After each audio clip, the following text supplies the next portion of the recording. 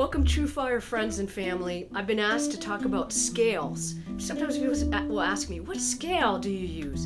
And to me, I think that's akin to going to maybe a writer like Joyce Carol Oates. What alphabet do you use, Joyce? That's how I feel about scales. They're just a group of notes that I can use to be creative with. Now, do you need to know them? Well, you need to know good fingerings for them and reliable fingerings. Now, there's of course lots of scales. So I'm going to talk about a major scale, and I'm going to be in 7th position, meaning my first finger's at the 7th fret. This is a very common fingering. It's very user-friendly. I'm playing a C major scale, starting from the 7th degree of the scale. So, or the interval of the 7th. So that's what I'm talking about. This is the alphabet. Take the alphabet and I grab different things from them. Maybe they're far apart, maybe they're close apart. So that we think of that as being like intervals. And I put them into words, I put them into sentences and then phrases, and then hopefully I tell an effective and interesting story, because that's really my goal when I go to solo, is to tell you an interesting story. Now, also too, maybe you're not going to be an improviser and stuff. I do feel strongly that having the ability to play scales is good technical development. So you can even just approach these as technical studies to play the instrument better. So oftentimes I'm here in my office at Berklee College of Music. I have to audition students for the program or different programs, and you can tell from the hands. Do they have hands?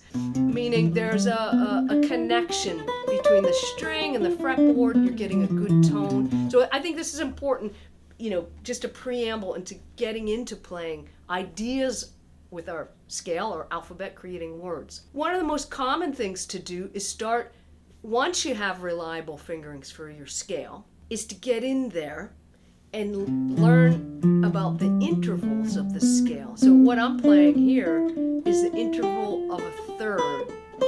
So they're major thirds, minor thirds, minor thirds. You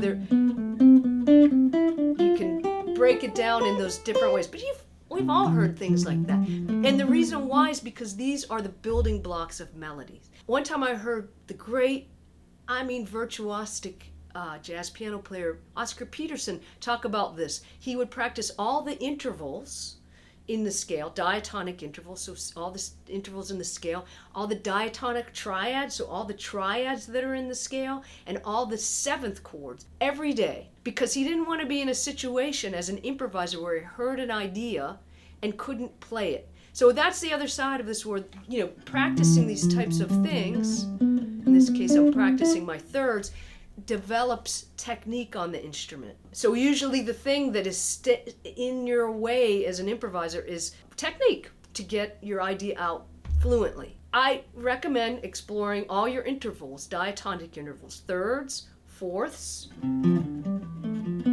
fifths, sixths. Six are good. And they all have their own challenges. Sevenths, right? And of course you can be creative with this, because when doing that I am developing technique, but I'm developing my own voice. So the things that you hear an improviser play are things that sound good to them, and things that they're attracted to, and things that they practice. So I'm always hearing new things. So again, now I want this to be the what guides my hands and guides my ideas, and more importantly my ears. But one other note about that: as you practice intervals, you are developing your ears to hear things. So maybe at first it's maybe an intellectual thing. I'm thinking, okay, I have to play these 6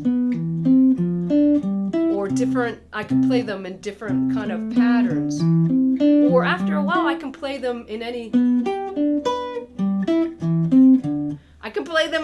So I get, if I'm really looking at this as a group of sounds that I can choose from, then that opens up my creativity. So that's hopefully what I'd like you to take away from this. The other 2 elements that are important to start to discover are diatonic triads. So now the thing that's cool also about the guitar is, and also why you should practice slow and talking about muscle memory, is that these will also be true in any I'm playing a major scale, they'll be true in any major scale. One major, 2 minor, 3 minor, 4 major, 5 major, 6 minor, 7 diminished. Now, I could play them in different order.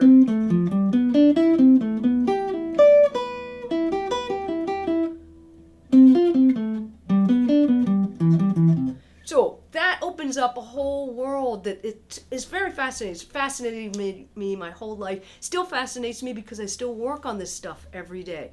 One, for the fluidity of my hands, to have good hands, but also to challenge my mind and my creativity. The last area would be diatonic seventh chords, right? So, for instance, 1 major 7, 2 minor 7, 3 minor 7, 4 major 7, 4 dominant 7, 6 minor 7, 7 half diminished, 1 major 7. All major scales have that sequence.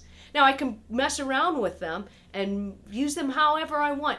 I think if you get anything out of this is, first of all, take your time, make sure you have reliable fingers for your scale, and now once you do, get in there and have fun. Now, there's two sides of this. These are things that I practice in my practice session, but when I go on the gig, I don't try to do any of that. I trust my muscle memory. That's why I make sure I take my time and train this muscle too, my ear and my hands, accurately. So I'll give you an idea. I have a C major 7 chord, and I'm just going to improvise a little bit. Maybe first, hear the scale.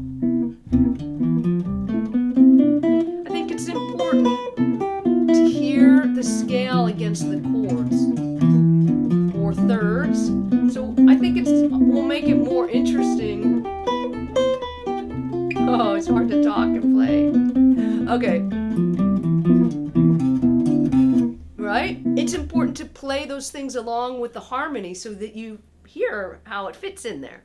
So now I'm just going to mess around with different... Oh, no, before I do, I'm just going to play triads. Now, of course, there are lots of ways you can phrase them rhythmically. You can mess them around like this, up and down, or different... This is where your voice... Find things that sound good to you. I practice what sounds good to me, and I try to play and I hope that it sounds good to you. But think about that when you hear someone playing that you admire. They are playing things that sound good to them, and they sound good to you. All right, and seventh chords.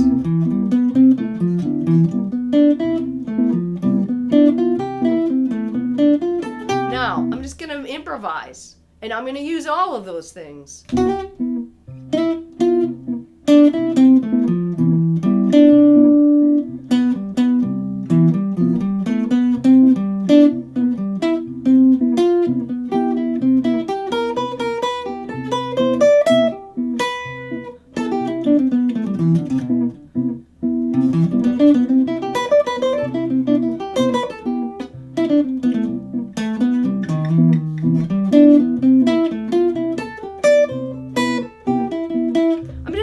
Letting my imagination go, and I'm not really trying to do anything, but all of that work that I do ahead with my ear and my hands is going to serve me. I can trust it when I go to improvise, and it is a continuum. So be patient with yourself, take your time, make sure you have reliable fingerings, and then get in there. It's like get in under the hood and get in there. Or if you want to use the analogy again of language and writing, explore different ways of different spellings, different connotations, different combinations of words. Be the same thing here that we're doing, and trying to say something meaningful and express ourselves in an interesting way. Anyway, I hope, first of all, that answers some questions. Second of all, I hope it makes you have more questions that you want to ask and keep exploring and learning about improvisation, the guitar, scales, harmony. It's all an incredibly worthwhile pursuit for all of us on our time on the planet. Peace out.